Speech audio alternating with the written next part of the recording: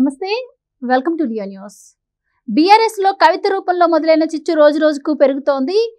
కవిత మాత్రం ఎక్కడ తగ్గుతున్నట్టు కనిపించట్లేదు. ఈ రోజు కూడా ఆవిడ లేఖపై స్పందించడం, వాళ్ళ అన్నపై కూడా కొన్ని కీలక వ్యాఖ్యలు చేయడం, అలాగే బీఆర్ఎస్ పార్టీ పైన కూడా ఆవిడ కొన్ని సంచలన వ్యాఖ్యలు చేశారు. బీఆర్ఎస్ ను బీజేపీలో విలీనం చేసేందుకు ప్రయత్నాలు జరిగాయి అంటమే కాకుండా ఆవిడ చేసినటువంటి వ్యాఖ్యల పట్ల మరి బీఆర్ఎస్ అధిష్టానం షోకాజ్ నోటీసులు ఇవ్వబోతున్నట్టు వార్తలు వస్తున్నాయి. సో బీఆర్ఎస్ పార్టీ నుంచి కవిత బయటకు రాబోతుందా అంటే మరి ఈ రోజు జరిగినటువంటి పరిస్థితులు ఆ విధంగానే కనిపిస్తున్నాయి. మరి దీని తర్వాత కవిత మరి కొత్త పార్టీ పెట్టే అవకాశం ఉందా? అలాగే కాంగ్రెస్ లో కూడా ఆవిడ చేరబోతుంది అంటున్న నేపథ్యంలో మరి అసలు ఆవిడ మరి దీనిపైన స్పందించినట్టు తెలుస్తోంది. ముఖ్యంగా అసలు బీఆర్ఎస్ లో మొదలైనటువంటి గొడవల గురించి మరిన్ని వివరాలు తెలుసుకుందాం. మనతో పాటు ఉన్నారు senior journalist doctor Durga Vadlamani గారు. నమస్కారం. నమస్తే అండి మేడం, కవిత గారు ఏ రోజైతే ఆ లేఖ రాశారో ఆ రోజు నుంచి ఇది రోజు రోజుకు ముదురుతూనే వస్తుంది.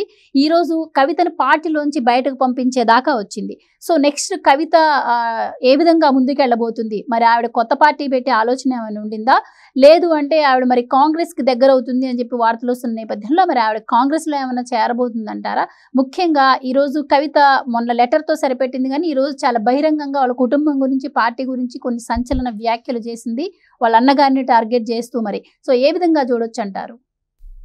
అంటే కవిత చాలా ప్లాన్డ్గా ఆవిడ వెళ్తున్నారు. మీరు గమనిస్తే కనుక అయితే ఆవిడంటే స్కెచ్ ఎప్పుడు వేసుకున్నారంటే జైల్లోనే వేసుకుంది ఆవిడ.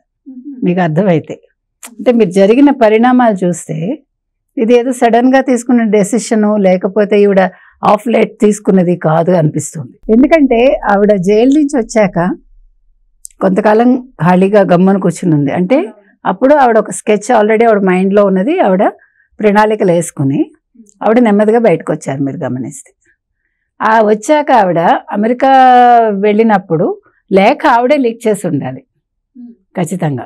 కానీ ఆవిడ నేను ఆవిడ అవును 25 ఏళ్ళుగా రాస్తున్నాను, మా నాన్న చదువుతాడు చింపేస్తాడు, ఈసారి మాత్రం లేఖ బయటకు వచ్చింది అంటోంది ఆవిడ. ఒకవేళ కేసీఆరే బయట పెట్టించారు అనుకుందాం, లేకపోతే కేటీఆర్, సో వాట్? ఇప్పుడు మీరు ఒక లేఖ రాసి దాని మీద స్పందన కోరుకున్నప్పుడు వాళ్ళ స్పందన అది అయి ఉండొచ్చుగా. అది అందరికీ బహిర్గతం చేయటం అనేది బీఆర్ఎస్ ఉద్దేశం కావచ్చు. You accept it, what's wrong in it? ఇప్పుడు మీరు లేఖ మీరు ఆయనకే రాసి ఉండొచ్చు. గతంలో చింపి పడేసిన లేఖలు ఈసారి ఈ లేఖ ప్రత్యేకంగా బయటకు వచ్చిందంటే కేసీఆర్ దీనికి సుముఖంగా లేరు అనేది కూడా మనకు అక్కడ అర్థమవుతుంది. సో వాళ్ళు ఏ రకమైన నిర్ణయాలు తీసుకున్నా అది మీరు యాక్సెప్ట్ చేసే ఉద్దేశంతో కదా మీరు ఒక లేఖ రాశారు. ఇప్పుడు మీరు ఒక లేఖ రాస్తారండి, అది అవతల వాళ్ళు దాస్తే దాస్తారు, లేకపోతే బహిర్గతం చేయొచ్చు. ఇది రాజకీయం.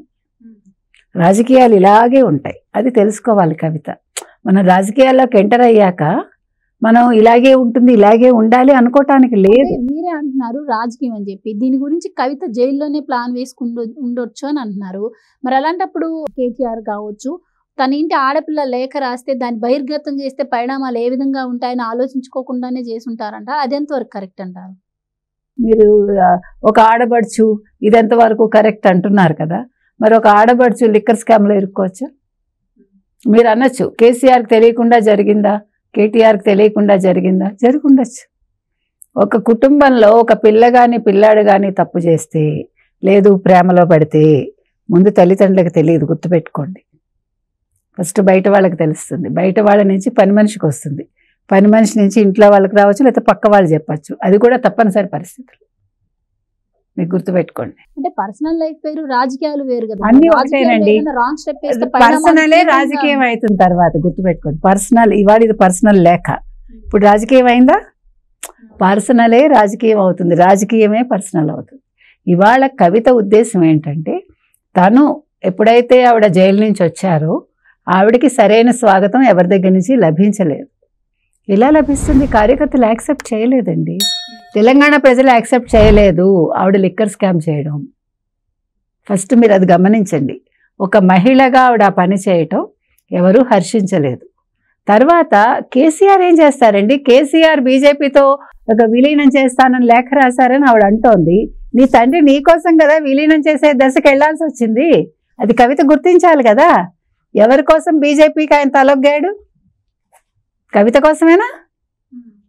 మరి అదే ఆవిడ ఎందుకు ఆలోచించట్లా? ఇప్పుడు నీకు ఒక పదవి కావాలి, ఒక మంత్రిని అవ్వాలి, అయితే ఒక వర్కింగ్ ప్రెసిడెంట్ అవ్వాలనో, లేకపోతే నేను అంటే బీఆర్ఎస్లో నాకు ఒక ఉన్నత స్థానం కావాలని అడుగుతున్నావు నువ్వు. అసలు ఇవాళ పార్టీ పడిపోయిందే కవిత వల్ల కదండి. కవిత లిక్కర్ స్కామ్ వల్ల బీఆర్ఎస్ ఓడిపోయిందా లేదా మీరు చెప్పండి నాకు. ఓడిపోలేదా? కేవలం కవిత వల్ల ఓడిపోయింది. కవిత వల్ల 335 ఓడిపోయిందండి. కవిత వల్ల 335 ఓడిపోయింది. మీకు ఎక్కడ ఓడిపోయింది? ఊళ్ళల్లో ఓడిపోయింది. గమనించండి. తెలంగాణ ప్రజలకి చాలా సెంటిమెంట్స్ ఉంటాయి. ఇప్పుడు తాగడం అనేది తెలంగాణ సంస్కృతి కావచ్చు, అది వేరు. సంస్కృతి సంప్రదాయాలు వేరు. ఒక మహిళ ఒక స్కామ్లో ఇరుక్కోవటం వేరు. మీరు అది గుర్తుపెట్టుకోండి. మీరు రైతు బంధు ఇచ్చినా కూడా ఎందుకు ఓడిపోయారు కేసీఆర్? అంతకంటే మించింది లేదుగా. రైతు బంధు చాలా బాగా ఇచ్చారు ఆయన చెప్పాలంటే. ఆయన ఎందుకు ఓడిపోయారు అంటే మిగతా లోపాలు లేవని నేను అంటలేదు, కానీ మెయిన్ కారణాలు ఇవే. ఇప్పుడు అసలు కవిత ఏం చేసి ఉండాలి? ఇవాళ తను చేసిన తప్పుకి ఆవిడ గమ్మున కూర్చుని ఉండి, అయ్యో ఈ ఎన్నికల్లో అంటే ఇప్పుడు లోక్సభ ఎన్నికలకు వెళ్ళకపోవటానికి కూడా కవిత రీజన్ కదా. బీఆర్ఎస్ ఎక్కడ నిలిచిందా? బీజేపీ కదా గెలిచింది 8 సీట్లు. ఇవన్నీ ఆవిడ ఆలోచించాలి. ఇవాళ కవిత వెనకాల ఎవరున్నారు మీరు ఫస్ట్ అది కూడా ఆలోచించాలి. కవిత ఇంత ధైర్యంగా ఆవిడ ముందుకు వెళ్తుందంటే కాంగ్రెస్ ఉంది ఆవిడ వెనకాల, బీజేపీ ఖచ్చితంగా లేదని అనిపిస్తుంది మనకి. ఎందుకంటే బీజేపీ తోటి బీఆర్ఎస్ కలవాలనుకుంటోంది. నేను బీజేపీతో కలవద్దని చెప్పాను, మా నాన్నగారు నేను జైల్లో ఉండగా రాస్తే అని అంది ఆవిడ. మళ్ళీ ఇవాళ ఏమంటోంది, నేను మా నాన్న కూతుర్ని, నాకు తిక్కెక్కువ, నీకు తిక్కెక్కువ ఉందని చెప్పి పార్టీని నువ్వు నాశనం చేస్తావా? సో అయితే పార్టీ కవిత వల్ల ఓడిపోయింది ఒక రకంగా అన్న ఉద్దేశంతోనే, ఉద్దేశపూర్వకంగానే ఆ లెటర్ని బయటపెట్టి కవితను పార్టీకి దూరం పెట్టారు అనుకోవచ్చు. ఆవిడ ముందే దూరం అయిందండి, ఇప్పుడు కొత్తగా పెట్టింది ఏం లేదు. ఆవిడ ఆల్రెడీ డిసైడ్ చేసుకునే దూరం అవుతానని తెలిసే ఆవిడ ఇవన్నీ చేసింది. మీకు గుర్తుంటే కనుక అయితే బీసీ కులగణన ఎప్పుడైతే జరిగిందో బీసీ కులగణనకి ఈవిడ సపోర్ట్ చేసింది. బీసీలకి సామాజిక తెలంగాణ అంటూ ఆవిడ ఉద్యమించింది. ఆ తర్వాత కులగణనలో కేసీఆర్, కేటీఆర్, హరీష్ రావు వాళ్ళ కుటుంబ వివరాలు ఇవ్వలేదు, మీకు తెలుసో లేదో, ఒక్క కవిత ఇచ్చారు. మరి ఇవన్నీ లేఖకు ముందే జరిగాయిగా, అవునా కదా? కాబట్టి తాను సంపూర్ణంగా కాంగ్రెస్కి మద్దతు ఇచ్చింది ఆవిడ. నా వల్లే బీసీ కులగణన జరిగిందని స్టేట్మెంట్ ఇచ్చింది కదా. అంటే కాంగ్రెస్తో ఆవిడ ఆల్రెడీ మాట్లాడుకుంది. కాంగ్రెస్ అధిష్టానం కూడా అంగీకరించింది ఈవిని తీసుకోవటానికి. రేవంత్ రెడ్డికి చెప్పింది. రేవంత్ రెడ్డి ఒప్పుకుంటే రేవంత్ రెడ్డి చుట్టూ ఉండేవాళ్ళు నువ్వు తొందరపడకు, తీసుకోవద్దు కవితని, ఇప్పుడు కాంగ్రెస్కి చెడ్డ పేరు వస్తుంది, కేసీఆర్ కుటుంబంలో చిచ్చుపెట్టింది కాంగ్రెస్ అనే ఒక మాట వస్తుంది కాబట్టి తీసుకోవద్దని వాళ్ళు చెప్పారు. అందుకని వెనక్కి తగ్గారు. ఇప్పుడు ఇంకొకటండి, మీరు మొత్తం రాజకీయాలు చూసుకోండి భారతదేశంలో ఎక్కడైనా సన్ స్ట్రోక్లే. రాజశేఖర రెడ్డికి సన్ స్ట్రోకేనా? ఇట్లా చాలా మందికి ఉన్నాయి కదా సన్ స్ట్రోక్లు. కాకపోతే ఏంటంటే మీకు ప్రియాంక గాంధీ తీసుకోండి. ప్రియాంక గాంధీ రాహుల్ గాంధీని మించి వెళ్ళాలని అనుకోలేదు. యాక్చువల్గా చరిష్మా ఉన్నది ప్రియాంకకి, ప్రియాంక వాద్రా ఇప్పుడైతే, అవునా కదా? But she never expressed her will. తర్వాత కనిమొళి కూడా జైల్లో ఉండొచ్చింది. కనిమొళికి సవతి అన్నగారు ఎత్తిన పెట్టుకున్నాడు ఫస్ట్ నుంచి. తను జైలు నుంచి వచ్చాక చాలా మంచి ఆవిడకి వెల్కమ్ చెప్పాడు. కానీ ఈరోజు వరకు తను గీత దాటలేదు అమ్మాయి, అన్నగారి విషయంలో కానీ, పార్టీ విషయంలో కానీ, పదవుల విషయంలో కానీ. అంటే ఎందుకు చెప్తున్నానంటే కావాలనుకుంటే షర్మిల ఎప్పుడు బయటకు వచ్చారండి? ఆవిడ ఫస్ట్ అన్నగారిని ముఖ్యమంత్రిని చేసింది ఆవిడేగా, పాదయాత్ర చేసింది ఆవిడ. ఇప్పుడు నేను నా రక్తం బొట్టు చిందించాను, పార్టీ కోసం కష్టపడ్డాను ఇవాళ కవిత అంటున్నారు. కవిత కాదు, షర్మిల కష్టపడింది. కానీ షర్మిల ఏం కోరుకోలేదు. షర్మిలకు ఆఖరికి రాజ్యసభ కూడా ఇవ్వనన్నాడు. షర్మిలని ఏమన్నాడు, ఒక కుటుంబంలో ఒక వ్యక్తే రాజకీయాల్లో ఉండాలి అన్నాడు జగన్మోహన్ రెడ్డి. ఎప్పుడైతే చెల్లెల్ని పచ్చచీర దగ్గర నుంచి చెల్లెల్ని అంటే ఆస్తులు ఇవ్వకుండా ఎప్పుడైతే తరిమేశాడో అప్పుడు ఆవిడ ఎంటిటీ కోసం జాయిన్ అవ్వలేదు, ఎంటిటీ కోసం పార్టీ పెట్టలేదు. తన ప్రాణాలు కాపాడుకోవటానికి ఆవిడ పార్టీ పెట్టాల్సి వచ్చింది. అక్కడ అది జరిగింది. ఆ తర్వాత తను ఇక్కడ నిలదొక్కుకోలేక ఆవిడ కాంగ్రెస్లో చేరారు. కాంగ్రెస్లో తను చేరటం వల్ల వచ్చింది ఎంత అండి? 1% కూడా లేదుగా ఓటింగ్. ఇప్పుడు కవితను తీసుకున్నా అంతే, నాతో పాటు 6 తీసుకొస్తానని ఆవిడ నన్ను చెప్పింది. ఆవిడ ఆంధ్రజ్యోతిని ఏమంది, ఇది జర్నలిజమా శాడిజమా అని అడిగింది. నన్ను అడగకుండా రాశారంది. ఎవరిని అడిగి రాస్తాడు జర్నలిజంలో? మనకు తెలియక అడుగుతున్నాం మనం. ఒక పార్టీకి సంబంధించిన వ్యవహారాలు ఒక పత్రిక బయట పెట్టడం సహజం, అవునా కదా? ఇప్పుడు ఆవిడ రిపోర్టర్ ఎవడో ఫోన్ చేస్తే కూడా ఫోన్ ఎత్తలేదుట. సరే, అవన్నీ పక్కకు పెడితే ఎప్పుడైనా గుర్తుపెట్టుకోండి, కవిత తొందరపాటు చర్యలు మీకు బాగా కనిపిస్తున్నాయి. అంటే మేడం, ఇది మొదటి నుంచి మీరు గమనిస్తూనే ఉన్నారు కాబట్టి అసలు కవిత గారికి ఈరోజు కేటీఆర్ గారిని ప్రత్యక్షంగానే ఆవిడ టార్గెట్ చేస్తూ మాట్లాడింది కాబట్టి వాళ్ళిద్దరికి మధ్య అసలు గ్యాప్ ఎక్కడ వచ్చిందంటారు, ఎందుకు వచ్చిందంటారు? ఎందుకు రాలేదండి? ఇప్పుడు ఈవిడని ఎప్పుడైతే పక్కకు పెట్టారో పార్టీ పరంగా ఆవిడకి ఎటువంటి ఇంపార్టెన్స్ ఇవ్వలేదు. రజతోత్సవ వేడుకల్లో ఆవిడకి సరైన మర్యాద దొరకలేదు. మొన్న అమెరికా వెళ్ళింది ఆవిడ, అమెరికాలో ఎవరూ వచ్చి కలవలేదు బీఆర్ఎస్ వాళ్ళు. ఇవాళ కేటీఆర్ వెళ్ళారు రజతోత్సవ వేడుకలు యుఎస్లో చేయటానికి, డాలస్ ఎక్కడికో వెళ్ళారు కదా ఆయన. అక్కడ దానికి ఎవరేం చేస్తారండి?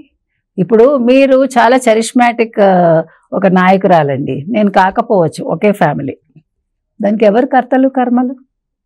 మీ మాట కావచ్చు, అయితే మీరు ప్రజలకి నచ్చి ఉండొచ్చు, దానికి రీజన్ మనం చెప్పలేం. కవితకి అంతవరకు లేని ఒక నెగిటివిటీ ఇప్పుడు ఎందుకు వచ్చింది? స్కామ్ వల్లే కదా. ఆవిడ ఒక బతుకమ్మ చేసుకుంటూ జాగృతి అనే ఒక సంస్థ ద్వారా ఆవిడ బతుకమ్మని ఇంటర్నేషనల్ స్థాయికి తీసుకెళ్ళి సంవత్సరానికి 10 కోట్లు తండ్రి ఇచ్చేవాడు కదా బతుకమ్మ సంబరాలకి ప్రభుత్వం తరఫున.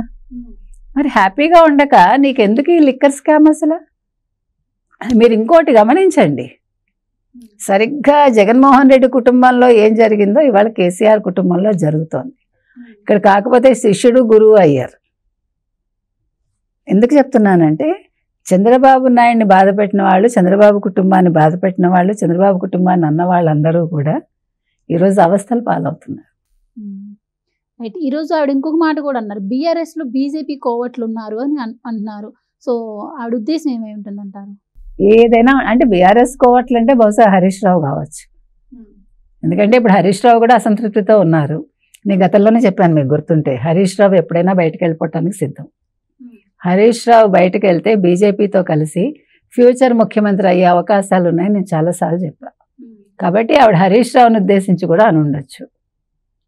అసలు తండ్రే కలిపేస్తాను, బీఆర్ఎస్ని బీజేపీలో కలిపేస్తానన్నారని ఆవిడే చెప్తూ ఇంకా కోవర్ట్లు ఎక్కడి నుంచి వస్తారు? అసలు మీరు చెప్పండి నా మాట. మీకు అర్థమైందా నా పాయింట్? అవును, మా నాన్న నేను జైల్లో ఉండగానే నాకు కబురు చేశారు, ఇలా కలిపేస్తానంటున్నారు, నేను ఒప్పుకోలేదని ఆవిడే అంది కదా. మరి తండ్రే కోవర్తా? కాబట్టి అంటే ఇప్పుడు ఆవిడ ఫర్మ్గా ఏముందంటే, నాకు మీరు సరైన పదవి ఇస్తారా ఇవ్వరా బ్లాక్మెయిల్ చేస్తుంది ఆవిడ. మీకు అర్థమైందా? పదవి మీద ఆశ లేదు, నేను జైల్లోకి వెళ్లే ముందే పదవికి రాజీనామా చేస్తానంటే కేసీఆర్ గారే వద్దన్నారని కూడా ఆవిడ. ఏం పదవి ఉంది నీకు? నువ్వు ఎమ్మెల్సీ పెద్ద ఇదా అండి? 2019లో ఓడిపోయావు కదా, 2023లో పార్టీయే ఓడిపోయింది కదా. ఇప్పుడు నువ్వు ఓడిపోయావా లేదా? అరవింద్ నీ మీద గెలిచారా లేదా నిజామాబాద్? కాబట్టి అది కాదండి, ప్రజలు నేను కావాలని అనుకోలా. ఈ ఇన్సిడెంట్ జరిగాక పూర్తిగా కవితని పక్కకి ప్రజలు పెట్టారు, తర్వాత పార్టీ పెడుతుంది న్యాచురల్. ఇప్పుడు కవితని నెత్తి మీద పెట్టుకుని కేసీఆర్ ఏ రకంగా బయటకు వెళ్తారండి? ఈరోజు ఆయన ఫామ్ హౌస్ వదిలి వస్తున్నారు, ఆయన రాగలుగుతున్నారు. ఆయన సగం కారణం కవిత కూడా కదా. ఓకే, మీరు అన్నట్టు పార్టీ పరంగా తప్పులు పక్కన పెడితే సగమైన కవిత కారణమా కాదా? ఇప్పుడు ఓడిపోయాక జగన్మోహన్ రెడ్డి ప్రజల్లోకి వెళ్ళాడు, నియోజకవర్గాల్లోకి వెళ్ళాడు, ఆయన కథలు చెప్తున్నాడు. నిన్న ప్రజలు ఇక్కడ తంతే నువ్వు ఎక్కడో పడతావని ఇంకా ఏంటి చంద్రబాబు నాయుడు గారిని అంటున్నాడు. ఆయన ఏంటో చాలా సుపరిపాలన అందించట. మరి ఆ పరిపాలన ఏంటో మొత్తానికైతే మరి ఇప్పుడు షోకాజ్ నోటీసులు కవిత గారికి ఇస్తామని అంటున్నారు. సో పార్టీ నుంచి కూడా ఆవిడ బహిష్కరించే అవకాశం అంటే ఆవిడ అదే కోరుకుంటోంది అనమాట. కొత్త పార్టీ గురించి కూడా ఆవిడ ఇండైరెక్ట్ గా కొత్త పార్టీ గురించి ఎవరు చెప్పారు? జూన్ 2 పెడుతుందని బీజేపీ వాళ్ళైనా చెప్పారు, రఘునందన్ రావు చెప్పారు. మరి బీజేపీ వాళ్ళు ఎందుకు చెప్తున్నారు? కోవర్ట్ నువ్వా అప్పుడు? కోవర్ట్ కవిత అప్పుడు? నీకు అర్థమైందా? బీజేపీ వాళ్ళకి నువ్వు పార్టీ పెడతావు, జూన్ 2నే పెడతావు అని ఎలా తెలుస్తుంది? జూన్ 2 తెలంగాణ ఆవిర్భావ దినోత్సవం కదా. కాబట్టి ఇక్కడ కోవర్ట్ ఎవరు? ఇప్పుడు ఆవిడ చెప్పాలి. అందుకని ఇవన్నీ కావాలని క్రియేట్ చేస్తోందండి. తన్ని పార్టీ నుంచి బహిష్కరిస్తే ఆ వంకన తను ఏదో కాంగ్రెస్లో చేరటమా కొత్త పార్టీ పెట్టడమా అనేది ఆవిడ తేల్చుకుంటుంది. కొత్త పార్టీ పెడితే కూడా ఇప్పుడు ఎగదోసే వాళ్ళు ఎక్కడ ఉంటారండి? ఇప్పుడు ఆవిడ దగ్గర డబ్బు ఉంది, బోర్డు సంపాదించుకుంది కదా, ఆ డబ్బుని ఈ రకంగా తగలేసుకుంటుంది అంతే. కలిసి వచ్చేది ఏం పెద్దగా ఉండదు. మహా అయితే ఓ సీట్ వస్తుందా, 2 సీట్లు వస్తాయా, అంతకు మించి she cannot become a CM కదా. ఇప్పుడు మీకు ఎలా ఉండాలంటే కొడితే ఏనుగు కుంభస్థలాన్ని కొట్టాలంటారు. మీకు తెలుసా, ఏనుగు కుంభస్థలం కొడితే ముత్యాలు వస్తాయంటారు. అలాగా నువ్వు కొడితే ఏనుగు కుంభస్థలాన్ని కొట్టాలి. నువ్వు ముఖ్యమంత్రి కాగలగాలి. నువ్వు నిజంగా ఎదిరించి, నీకు నిజంగా అంత చరిష్మా ఉండి, నీకు నిజంగా అంత దమ్ము ధైర్యం ఉంటే నీ తండ్రిని ఎదిరించి నువ్వు ముఖ్యమంత్రి అయి చూపించు కవిత. వాళ్ళు నేను అడుగుతున్నా. ఎందుకు అడుగుతున్నానంటే, మనం ఒక స్టాండ్ తీసుకున్నామంటే దానికి తగ్గ బలం, ధైర్యం మన దగ్గర ఉండాలి. డబ్బు ఒక్కటే బలం కాదు, అర్థం బలం ఉన్నట్టే అంగబలం కూడా కావాలి. వాడికి ఇవాళ అంగబలం ఎక్కడా లేదు. అక్కడ జగన్మోహన్ రెడ్డికి పూర్తిగా లేదు, ఇక్కడ ఇవాళ కవితకి లేదు. కాబట్టి వీళ్ళ భవిష్యత్ ఏంటి అనేది ప్రజలు నిర్ణయిస్తారు. Thank you so much. Please subscribe to Leo news for more videos.